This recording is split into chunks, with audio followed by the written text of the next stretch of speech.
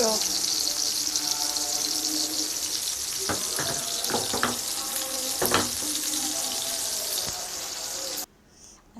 আলাইকুম বন্ধুরা, মাত্র 4 টুকরা বিফ নিচ্ছি আমি। এটা কোরবানির বিফ। তো এই 4 টুকরা বিফ দিয়ে আমি আজকে বানাবো লাউ পাতা দিয়ে বিফ কাবাব।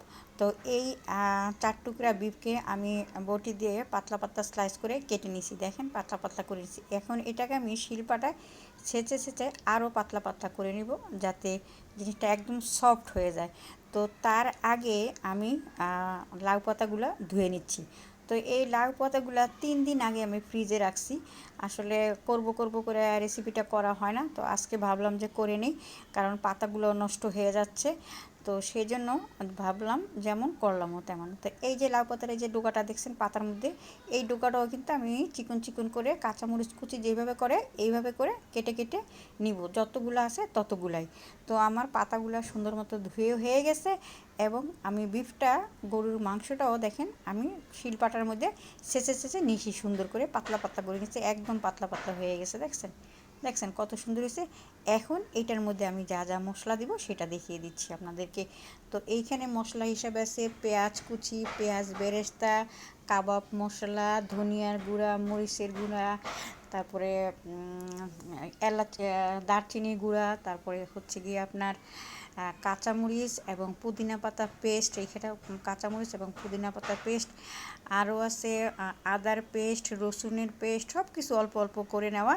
আর সেই সাথে আছে এই যে লাউ পাতার যে ডাঁটাটা ছিল সেটা কুচি করে নেওয়া, এবং আছে লবণ। তো এই সবগুলি জিনিস দিয়ে আমি এখন মাংসটাকে ভালো মতো মেখে নিচ্ছি। কচলানো যাবে না, হালকা হালকাভাবে মেখে নিতে হবে, তবে যেন সবগুলি মশলা এই মাংসের সাথে মিশে যায়।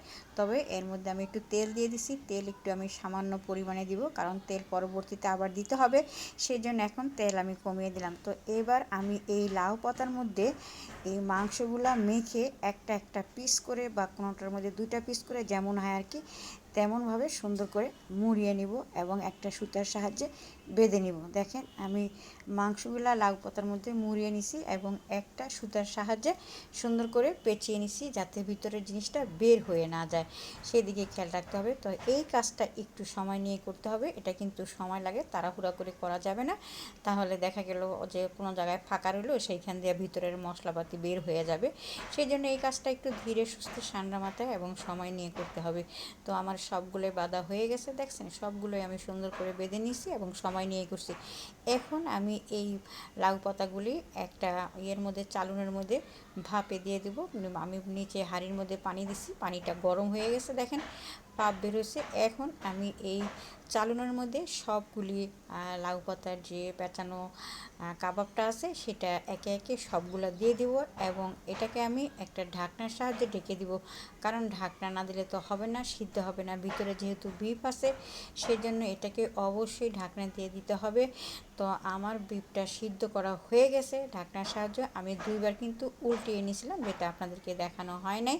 তো এবার আমি এটা তেলের মধ্যে ভেজে নিচ্ছি। তো আমি এইখানে তেলের পরিমাণটা একটু বেশি হয়ে গেছে, আর একটু কম দিলেও সমস্যা নেই।